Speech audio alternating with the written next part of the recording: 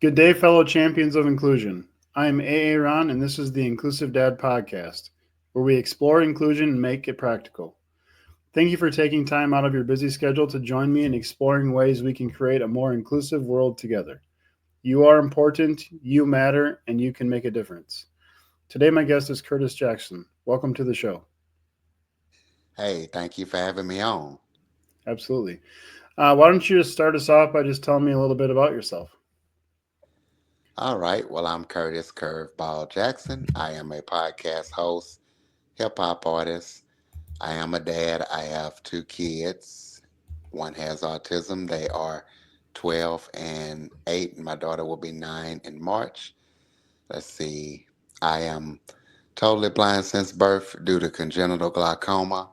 I am a business owner and work in cybersecurity. And I also do some radio DJing when I can. When do you sleep? Very rarely. Monday through Thursday, I get like 3 hours of sleep a night. Okay. Yeah. That's great. Why don't you usually my first question usually is what is your definition of inclusion? My definition of inclusion is including everybody, that be disability, race, a- anything like that. Okay, that's great. So you said that you've been blind since birth, is that right? Yes, I've been blind since birth due to congenital glaucoma. I was born with it. It runs in my family, and they tried 4 corneal transplants, but they all rejected. Okay. Yes, my daughter had my daughter had cataracts in both eyes when she was younger, so they removed her lenses, and then at least once, I think maybe twice, we tried to get new lenses put in, and that did not work. So she still does not have lenses in her eyes; just uses glasses um, for that part of it. So she is legally blind. So had some of that similar stuff. She's not completely blind, but on paper she's legally blind. So Absolutely. yeah. What was it like being the only blind person in school? Uh, it was rough at times, you know. I mean, I got picked on, but see, I went to a public school in Louisiana, so it was rough at times, but I did learn a lot interacting with the sighted community as well. Sure. So did you have an IEP in school, or was that not around when Yes, you? Okay, you I did. Okay, did. awesome. How was did Yep. that help? Did that help you? I would say, yeah, it did help me out. It also had me in classes that I really did not belong in, Okay. but at the time, I guess maybe didn't really know what I know now, and I made it work. And hey, everything still turned out good because I had a great TVI teacher for the visually impaired, Yep. Karen Williams, and other teachers who encouraged me to like, hey, don't let this define you. Right. Did you have access to like Braille and stuff in school then, or how did you access the Yep, curriculum and I've stuff? been Okay. I've been reading Braille since the first grade. I kind of resisted it in the kindergarten, so they made me stay behind a year, and they're Okay. like, "Hey, you have to learn this." Right. So do you still read like Braille, or have you found other technologies that help you read and access that stuff? Yeah, a Braille writer, computer. We had things on tape at the time, and Sure. you know um, Braille and Speaks. As this technology started kind of coming out, and then also my TVI could read the stuff to me, and whenever I wrote stuff out in Braille, she could read Braille with her eyes, so she would transcribe it for the teacher. Oh She would wow. write above it Okay. what I was. Yeah. Oh yeah. Interesting. I didn't realize you could read. I suppose if you know the dots are, or whatever it is on the paper, you could tell what it is. That's interesting. Interesting. Yep, you sure can. So you said you were ended up being in classes though that you shouldn't have been in? Is that what you said? Or weren't the right classes for Yes, you? Okay. You want to explain a little I bit I about was that? in What? I was Go in ahead. reg yeah, I was in regular classes, but like maybe in seventh period, I would be in a thing called study skills. It Okay. did help me because I never had any homework uh, when I got home, but study skills is basically like a special education class, and if I didn't have any homework, I could just mess around and skip class, mess with the girls, all that good stuff. Right. Yeah. Yeah, that makes sense. Um, how was your community and stuff when you're growing up? Was it friendly to somebody who doesn't have vision, or how was like being out in the community for you? Well, it people were uneducated. I mean, we were in a Hmm. small town in southern Louisiana. They did have another blind person that was there, but I I know he was a real good musician, so I don't really know what his life was. But a lot of people were like, "Hey, what group home are you going to live in when you grow up? Who's going to take care Okay. of you? How do you do this?" They were just uneducated. They really didn't know a lot about blindness and a lot about the training centers, and if somebody get the skills, they've never seen a blind artist or any blind role models. I didn't have any blind role models like you have like in say the NFB or anything like that. Those other organizations as well. Sure. The expectations for me were kind of low due to Right. lack of education. Right. Yeah, that makes sense.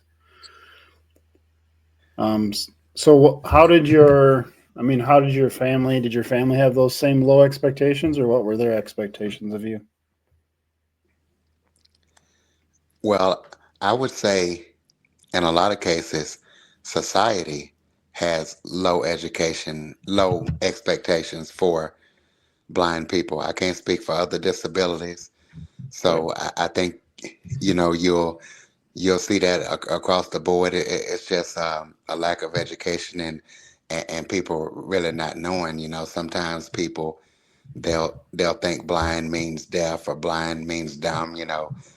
They come Right. up to you, they realize you're blind, they'll start speaking loud. They don't know how to interact with you. It's like, okay, Right. now. You're like, that's not. I can hear fine. I can't Yep, see. exactly. Do you use a cane to get around, like one of those white canes? Yes, I do. Okay. And for those who might not know, some people do prefer dogs. I've Okay. always used a cane, so that's what I use. My Sure. cane is my friend. Yeah. Um. Tell us about your podcast and why you decided to start it. Okay, the name of my podcast is Living the Dream with Curveball, where I interview guests that teach, motivate, and inspire. In 2020, I was a internet radio DJ, and got contacted by an author saying, "Hey, I got a new book coming out. His name is Ken Brandt. He's blind, legally blind too. He's in Okay. Australia, but from New York." Sure. And I said, well, I play music, but we can still talk. And so at that time, I had just finished radio broadcasting school, and he was like, "Well, hey, why don't you start a podcast?" And I'm like, "Yeah, where am I going to get the information on? What am I going to talk about?" And we talked about some few ideas, and we got off the line. I said, "Yeah, if I do start one, you'll be my first guest." And so it just kept coming on my mind, kept coming on my mind. And so finally I said, "God, if you really want me to do this, give me the means to do it." Hmm. And so Ken was my first guest, and here I am was it almost 5 years later. How many episodes have you recorded? Uh like 715 I've Wow, released. that's a Oh lot. yeah. Yeah, I do it I release episodes 3 times a week, Monday, Wednesday, and Friday. So Okay, it's on your favorite podcast platform. So y'all please go check it out. that's a lot. How long are your episodes? I try to keep them anywhere from 20 to 40 minutes. That way, Sure. people don't have an excuse to turn it off. They can listen to it while they're working out, while they're headed to work. And Right. I try not to keep them too long, but get the Yeah. guest message out. Yeah. That's great.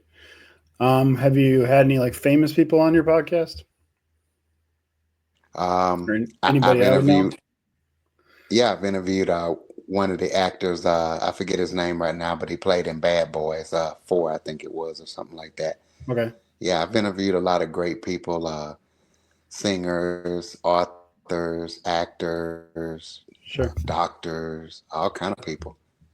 That's awesome. Is there like some person like you want to have on your podcast, you just not been able to get them on yet? Like you're somebody that you really want to have on there? Yeah, man, it would be nice, to get somebody. I would say like Beyonce, or maybe one of the famous Dallas Cowboys or something like that. Yeah, that'd be cool. You like football? Yeah, Yeah. I like all Well, sports. I live in Minnesota, so I don't remember what was the trade that was bad for us that was good for the Cowboys. That was Herschel Walker. Was that Herschel Walker that was bad for us? I don't remember what there was one. Yeah, Was that the one? yeah, Was that the one that was they bad for us? yeah they've been doing a lot of bad things lately. It's almost too hard to count. Yeah. Yeah. Well, that's great. Why do people call you Curveball? Because I'm a hip hop artist, and back in like junior high, my friend was encouraging me to rap, and he's like, hey, you should do this. You're really good at it. And I'm like, man, if I did this, what would I be called? And he said, we'll call you Curveball. My best friend Sean Davis. So that name has stuck with me, and I try to incorporate it. It's even incorporated in my vending business name, Curveballs Quality Vending. Okay. So it's just kind of stuck with you. Yep, That's cool. absolutely. That's awesome. So you're also a hip hop artist. Tell us about your new album. Yeah, name of it is Curveball the Baddest. I tell everybody 21 songs of nothing but that fire, and it's a great album. Just check it out on your favorite streaming platform. It's called Curveball the Baddest, and I think people will really like it. I actually think I have a hit song. It's called Booty Shakers, and when I hear it, it's almost like a pit bull song. Like it's a song almost that Okay. Pitbull would be on. The rapper Yeah. Pitbull. Yeah, Yep. Fireball. He does Fireball, right? I'm on fire. Fireball. Yeah. Pitbull. yeah. I know Pitbull. Yeah, that's cool. How do you or what's like your process to when you're like writing your new songs? What's your process look like? My process is just to, even if I'm saying what other people are saying, to say it in a way to make people be like, "Wow, how did he come up with that?" I'm a battle rapper. We grew up rapping at school. We would get in the Okay. crowd at lunch. We would love lunch because we'd be in a crowd and people be cheering. The people think we're fighting, but no, we're just rapping. And so I'm kind of old school. I'm real good on that wordplay. So Okay. I just listen to a beat and try to come up with a concept or what I'm going to talk about. And okay, how do I Yeah. start this verse off? And once I start it off, it just rolls. That's cool. That's pretty awesome. Tell us what about your tell us how you got into cybersecurity. Well, I was working at this company called Envision. Envision. It's a manufacturing company that employs the blind here in Wichita, Kansas. I was Okay. working in the e-commerce customer service and all of it. Well, let's back up because I've been in IT like a long time, like man, probably 13 years or so. But Okay. I had got my A+ certification, but it wasn't accessible. People just kind of laugh. Yeah, you got it. That's nice. Congratulations. But who's going to hire you? So I let it expire. So, Sure. like in 2023, I saw a Facebook post saying Envision was partnering with a company called Nova Coast to have a cybersecurity program for the blind. So I inquired about it, and there was no information out. And finally, I got the information. I joined the program that they had set up called the Apex program, and I went through it.